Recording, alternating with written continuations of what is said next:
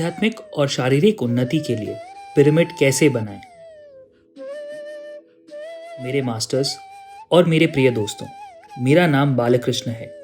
मैं 2002 से पिरामिड ध्यान कर रहा हूँ और 2005 से पिरामिड बनाने की वर्कशॉप ले रहा हूँ। इस धरती पर लाखों पिरामिड बनने का अर्थ है कि लाखों लोगों को पिरामिड बनाने की जानकारी हो। इसके लिए हर एक व्यक्ति को पिरामिड बनाने की तकनीक में निपुण होना चाहिए। यह वीडियो पत्री जी की प्रेरणा से सभी को पिरामिड बनाने, सिखाने और उसकी शक्ति से अवगत कराने के उद्देश्य से बनाया गया है। इस वीडियो में पिरामिड बनाने का फॉर्मूला, उसके बनाने में उपयोग की जाने वाली सामग्री, विभिन्न नाप के बारे में विस्तृत जानकारी दी गई है। जो भी यहाँ पर ट्रेनिंग लेंगे, हमारी उनसे प्रार्थना है कि वह उसे घर जाकर दूसरों को भी सिखाए। जितनी ऊर्जा हम ग्रहण करेंगे, उतनी ही जानकारी हम रख पाएंगे। पिरामिड ऊर्जा को ग्रहण करने का सही तरीका है। पिरामिड के भीतर ध्यान करने से हमें 3 गुना अधिक ऊर्जा प्राप्त होती है। पिरामिड बनाना आसान है और अगर एक पिरामिड एक मास्टर बना सकता है तो अनेक मास्टर्स अनेकों पिरामिड का निर्माण कर सकते हैं। अब हम पिरामिड बनाने की विधि जानेंगे। जो ऊर्जा हमें पिरामिड से मिलती है वह हमें गोल्डन एंगल के कारण मिलती है। वह है 51 डिग्री 52 मिनट 10 सेकेंड। यदि हम यह माने कि यह 90 डिग्री कोण पर है, जब हम उसे झुकाते हैं तो हमें एंगल 51 डिग्री 52 मिनट का मिलेगा। पिरामिड बनाने के 3 प्रकार के 3 तरीके होते हैं। ऊर्जा जो पिरामिड में स्टोर होती है वह इसी एंगल के द्वारा होती है। क्या आप जानते हैं कि पिरामिड में कितने माप होते हैं? पिरामिड के 2 माप होते हैं। पहला बेस का माप और दूसरा साइड्स का माप। बेस के 4 माप होते हैं, 1, 2, 3, 4। चारों माप बराबर होते हैं, परंतु बेस का माप और साइड्स के माप अलग होते हैं। पिरामिड बनाने के लिए केवल 2 माप चाहिए, एक बेस का माप और दूसरा साइड का माप। बेस का माप हमारी इच्छा के अनुसार हो सकता है। बेस का माप हमारी घर की जगह और उस पर आने वाली मूल्य पर निर्भर करता है। अब हम साइड का माप कैसे प्राप्त करें? उसके लिए एक फॉर्मूला है, side equal to base into 0.9518।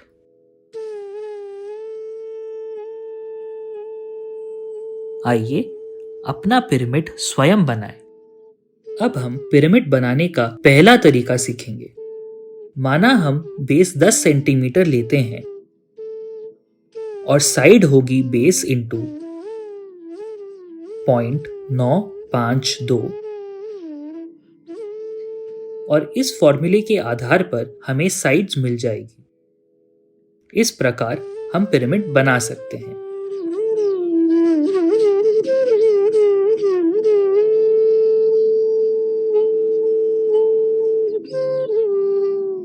उदाहरण के लिए यदि हम 10 सेंटीमीटर बेस लेते हैं और साइड होंगे 10 इंटू 0.952, हमें साइड्स मिलेंगे 9.52। यदि हम बेस 20 सेंटीमीटर लेते हैं तो साइड्स जानने के लिए उसे 20 इंटू 0.952 करते हैं तो साइड्स का माप आएगा 19.04 सेंटीमीटर। अब आप साइड्स और बेस का माप जानने के बाद पिरामिड कैसे बनाएंगे? साइड और बेस के मापों को बनाए रखते हुए आराम से पिरामिड का निर्माण कर सकते हैं। इन्हें एक साथ लेकर हम पिरामिड बना सकते हैं। इस तरह हम आसानी से पिरामिड का 51 डिग्री 52 मिनट और 10 सेकेंड का एंगल ले सकते हैं। माप हम मीटर, इंच या सेंटीमीटर में ले सकते हैं, लेकिन याद रखें कि माप हमेशा सेंटीमीटर में लेना सुविधाजनक होता है। यह हम इसे आसान बनाने के लिए करते हैं। बेस माप 10 सेंटीमीटर लेने पर साइड्स का माप 9.52 आता है। अब हम साइड्स के माप के लिए एक कंपास से 9.52 का माप लेकर एक पॉइंट चिन्हित करेंगे। अब केंद्र को पॉइंट O मानते हैं। यह 9.52 सेंटीमीटर की साइड है।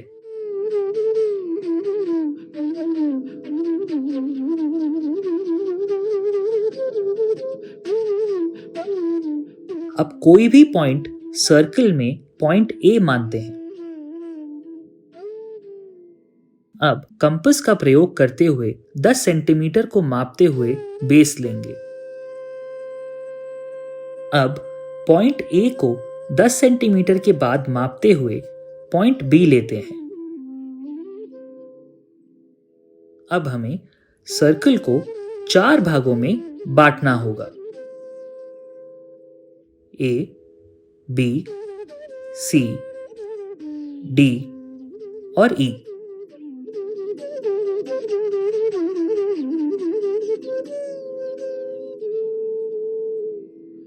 चारों समान भागों में बांट देंगे।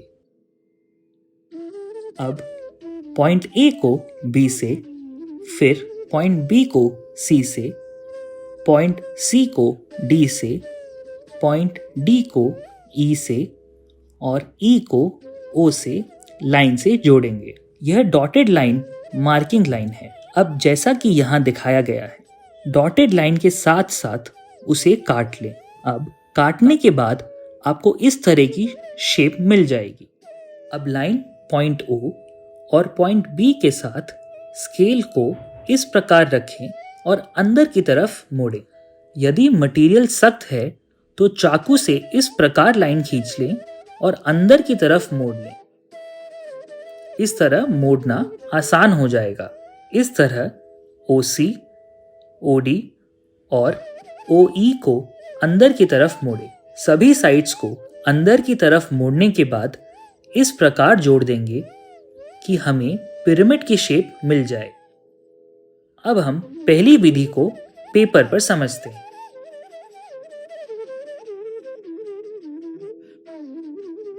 बेस 10 सेंटीमीटर है, साइड्स 9.5 है। अब कंपास से 9.5 का माप लेंगे और कंपास की सहायता से एक घेरा बना लेंगे। अब बीच के पॉइंट को हम पॉइंट O मानेंगे। अब कंपास से स्केल की सहायता से 10 सेंटीमीटर का माप लेंगे। अब सर्कल में किसी भी जगह को पॉइंट A मानेंगे। कंपास की सहायता से पॉइंट A को पॉइंट मानते हुए 10 सेंटीमीटर का निशान लगाएंगे। अब इस निशान को पॉइंट B मानते हुए पॉइंट B से पॉइंट C तक का निशान लगाएंगे। फिर पॉइंट C से पॉइंट D तक और पॉइंट D से पॉइंट E तक 10 सेंटीमीटर का निशान लगाएंगे। चारों निशान बराबर होने चाहिए। अब OA को डॉटेड लाइन से जोड़ेंगे, फिर AB को डॉटेड लाइन से जोड़ेंगे, फिर BC को, CD को और फिर DE को डॉटेड लाइन से जोड़ेंगे। उसके बाद EO को डॉटेड लाइन से जोड़ेंगे। अब डॉटेड लाइन पर स्केल रखते हुए डॉटेड लाइन के सहारे काट लेंगे। अब ऊंचे किनारों पर एक डॉट लगा देंगे।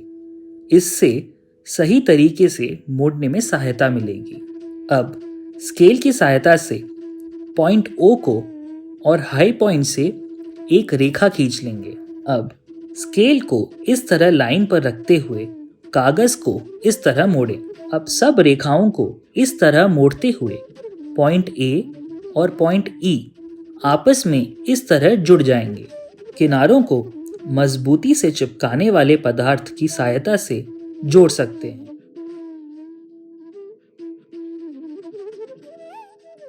एक टेम्पलेट बनाने के बाद उसकी सहायता से अनेक पिरामिड बनाए जा सकते हैं। अब हम दूसरी विधि पर आते हैं। क्या आप जानते हैं कि पिरामिड में कितने त्रिकोण होते हैं? इसमें 4 त्रिकोण होते हैं और चारों त्रिकोण का एक ही साइज होता है। इन 4 त्रिकोण की सहायता से पिरामिड बनता है। हर त्रिकोण में एक बेस का माप होता है और 2 साइड के माप होते हैं। एक त्रिकोण बनाने के लिए एक बेस का माप होना जरूरी है और एक साइड का माप होना भी जरूरी है, जिसकी सहायता से त्रिकोण बनाए जा सकते हैं। हम चारों त्रिकोण को जोड़ देंगे तो एक पिरामिड का आकार बन जाएगा। आइए हम जानते हैं कि त्रिकोण कैसे बनते हैं।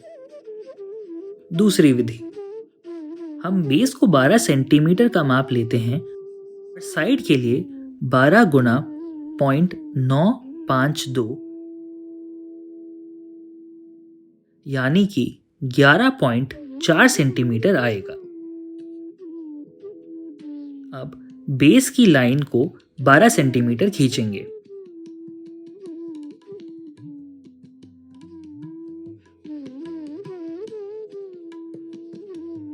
अब कंपास की सहायता से 11.4 का आर्क लेते हुए सेंटर पर लगाएंगे। अब पॉइंट बी से 11.4 का आर्क सेंटर पर कट करेंगे। अब हम इस कट को पॉइंट सी मानेंगे। अब हम पॉइंट ए और पॉइंट बी को पॉइंट सी से जोड़ देंगे। अब एक त्रिकोण बन गया। यदि हम इस त्रिकोण को काटेंगे तो हमें इस प्रकार का त्रिकोण मिलेगा। अब ए बी लाइन पर बेस लिखना ना भूलें। आइए अब हम देखते हैं कि त्रिकोण को इस्तेमाल करते हुए हम पिरामिड कैसे बनाते हैं। अब इन 3 लाइंस को मार्क कर दीजिए जिससे बेस बॉटम पर रहे। अब इन बिंदुओं को मिला दें। आप इस टेम्पलेट को इस तरह रखें और बिंदुओं को मिला दें। बेस लाइन को हमेशा बाहर रखें। अब इन बिंदुओं को मिला दें।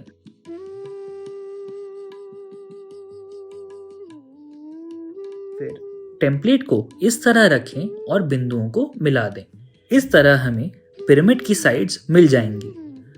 अब हमें वही आकार मिल गया है जैसा हमें पहली विधि से मिला था। अगर हम इसे ऐसे मोड़ेंगे तो हमें पहले विधि जैसा ही पिरामिड मिलेगा। अब हम इस विधि को पेपर पर समझते हैं। हमने बेस 12 सेंटीमीटर लिया है। हमें बेस से साइड जानने के लिए 12 इंटू 0.952 से साइड्स 11.4 मिलेगा। अब बेस लेंथ 12 सेंटीमीटर के हिसाब से पॉइंट ए से पॉइंट बी का लाइन खींचें। अब इस प्रकार कंपास का प्रयोग करते हुए 11.4 को नापकर यह बिंदु पर रखते हुए सेंटर पर एक आर्क लगाएं।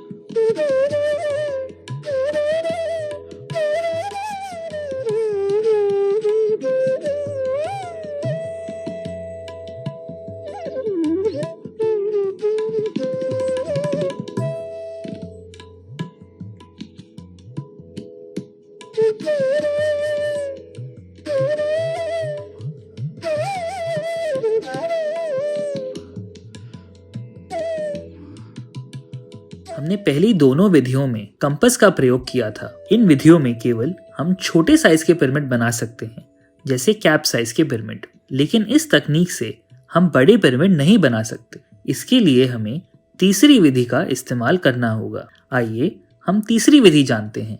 इस विधि को हम ट्रायल एंड एरर मेथड के नाम से भी जान सकते हैं। हम त्रिकोण के आकार के पीस ही काटेंगे, लेकिन विधि अलग होगी। अब हम बेस 45 सेंटीमीटर लेते हैं। इस विधि से साइड का माप होगा 42.8 सेंटीमीटर फॉर्मूला के हिसाब से।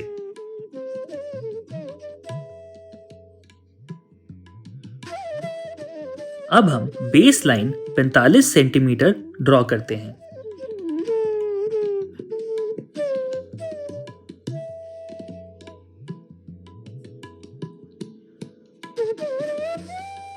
2 फीट और 3 फीट के पिरामिड के माप के लिए मापने का टेप का प्रयोग किया जा सकता है।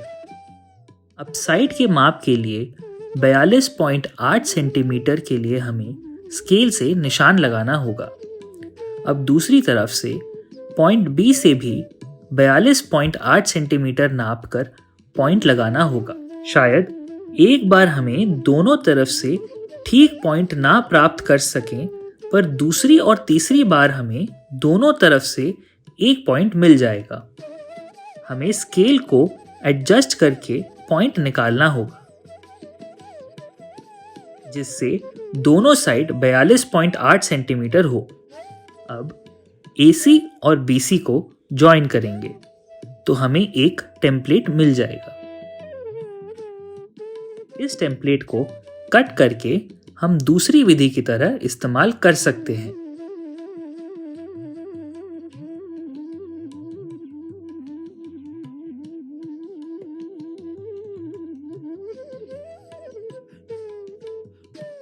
तीसरी विधि। अब हम तीसरी विधि को पेपर पर समझते हैं। माना हम बेस 60 सेंटीमीटर लेते हैं तो साइड होगी 60 इंटू 0.952 सेंटीमीटर यानी 57.1 सेंटीमीटर आएगी।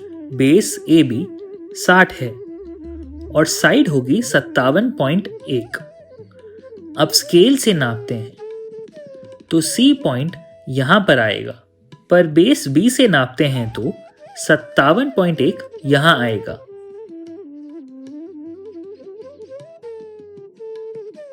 और पॉइंट A से नापते हैं तो 57.1 यहाँ आएगा। और पॉइंट A से नापते हैं तो 57.1 यहाँ आएगा।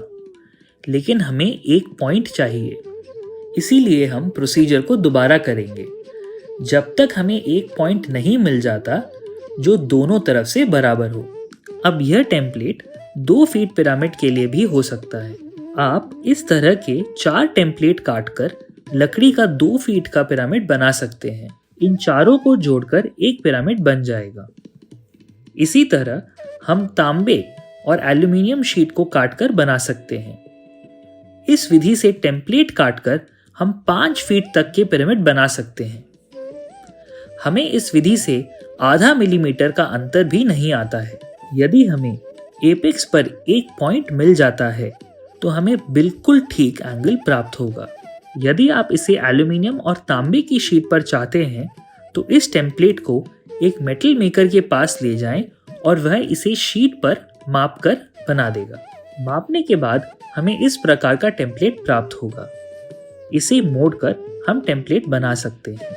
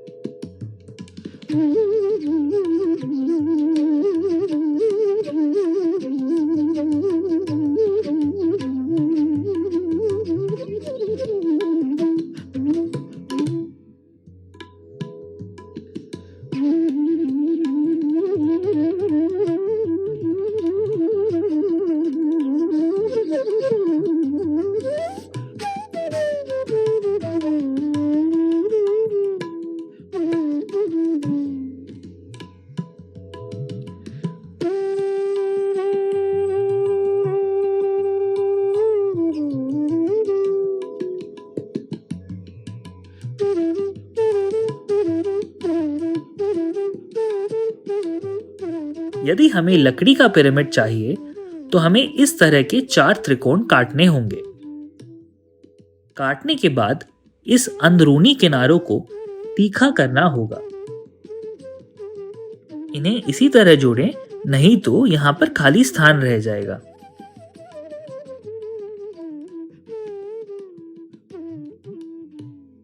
अब यह लकड़ी का पिरामिड है। अंदर से यह फेविकॉल से जुड़ गया है। आप इस तरह के फ्रेम में जोड़ सकते हैं। विशाल पिरामिड।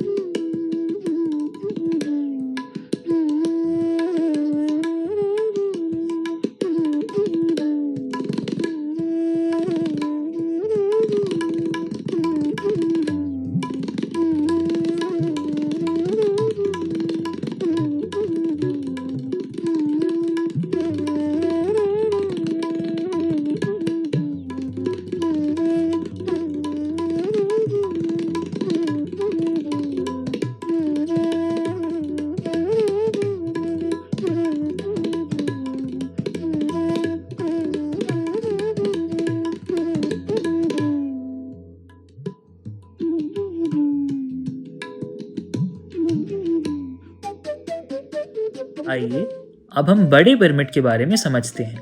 अब हमें चाहे छत पर बनाना हो या फर्श पर, यह पिरामिड का मॉडल छत पर बनाने के लिए है। यदि छत पर पिरामिड बनाया जाता है तो इस तरह का होगा। दीवारें इस तरह होगी। दीवारों की ऊंचाई 3 फीट से ज्यादा नहीं होनी चाहिए। यदि दीवारें ज्यादा ऊंची होंगी तो किंग्स चेंबर ज्यादा ऊंचाई पर होगा और ऊर्जा हमें ज्यादा ऊंचाई पर प्राप्त होगी। याद रखें कि यह बेस है और यह साइड है। यदि आपको 10 फीट रूफटॉप का पिरामिड बनाना है तो 4 रॉड को 10 फीट की लेंगे और उन्हें इस तरह मोड़ देंगे और साइड्स हमें 9.52 फीट की मिलेगी। अब 9.52 फीट की 4 रॉड काटें और इस तरह उन्हें जोड़ दें। इस तरह सहारा देने के लिए माप के अनुसार रॉड लगाएं और इस तरह जोड़ दें। फिर चिकन मैश लगाकर प्लास्टर कर दें। यह रूफटॉप पिरामिड तैयार है। 30 और 40 फीट के पिरामिड के लिए आप सिविल इंजीनियर को माप देंगे। वह आपको डिजाइन बनाकर देगा। आप कंक्रीट के सामान के साथ पिरामिड बना सकते हैं। छोटे पिरामिड के लिए ऊंचाई की आवश्यकता नहीं है, पर बड़े पिरामिड के लिए ऊंचाई की आवश्यकता होती है। अब हमें पिरामिड की ऊंचाई पता करनी होगी।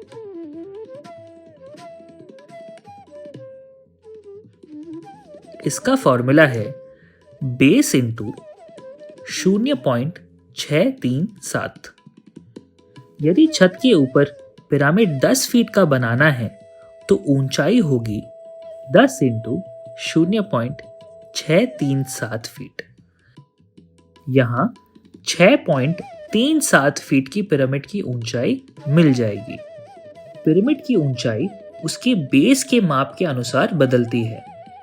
यदि दीवार की ऊंचाई 3 फीट है तो पिरामिड की कुल ऊंचाई छत से 3 प्लस 6.37 यानी 9.37 होगी। छत से एपेक्स तक की ऊंचाई होगी। इस तरह से कुल ऊंचाई पिरामिड की ऊंचाई होगी। किंग्स चेंबर ऊंचे स्थान पर होता है जहां पर सबसे ज्यादा ऊर्जा होती है। किंग्स चेंबर पिरामिड की 1/3 ऊंचाई पर स्थित होती है। यदि यह बेस है तो 1/3 ऊंचाई पर किंग्स चेंबर होगा। किंग्स चेंबर यानी 1/3 ऊंचाई। 10 फीट के पिरामिड में यह होगा 1/3 इंटू 6.37 यानी कि 2.12 फीट। अब यह 2.12 फीट हाइट हमें किंग्स चेंबर की मिलेगी।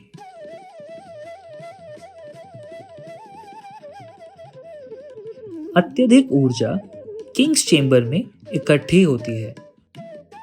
किंग्स चेंबर की ऊंचाई ग्राउंड के 3 फीट को मिलाकर 5.12 फीट होगी।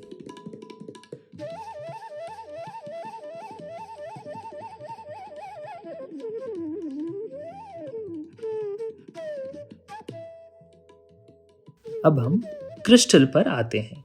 यह रॉ क्रिस्टल्स हैं, यह फिनिश क्रिस्टल्स हैं और ये अनफिनिश क्रिस्टल्स हैं। इसे पिरामिड के एपेक्स पर इस तरह रखेंगे। क्रिस्टल ऊर्जा को फैलाते हैं। यह रॉ क्रिस्टल है और यह एक फिनिश्ड है। इसकी शुद्धता को परखने के लिए हाथ में लेकर ध्यान करें। वास्तविक वाले हाथ में विशेष कंपन शुरू होगा, नहीं तो कोई फर्क नहीं पता चलेगा। यह एक दिशा सूचक यंत्र है। यह उत्तर की दिशा को दिखाता है। अब आप इसे उत्तर और दक्षिण दिशा में स्थित कर दें। अब अपने पिरामिड को इस दिशा में रखेंगे तो सबसे ज्यादा ऊर्जा मिलेगी। हमें पिरामिड इस तरह रखना होगा जिससे ज्यादा ऊर्जा मिले।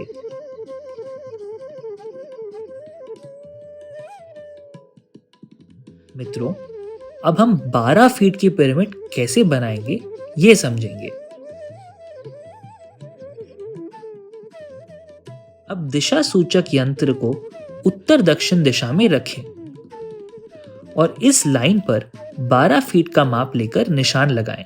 अब टेप का प्रयोग करते हुए एक समकोण त्रिभुज बनाएं जिसका आधार 3 फीट ऊंचाई 4 फीट। एक समकोण त्रिभुज बनाएं। मार्क लाइन के ऊपर 12 फीट की लाइन के लंबवत एक 12 फीट की लाइन और खींचे। अब हमें एल शेप का आकार मिल जाएगा। अब एक खुले सिरे को पॉइंट O मानते हुए 24 फीट माप लें और 12 फीट पर निशान लगा दें। उसी तरह मापेंगे तो विकर्ण 17 फीट होगा।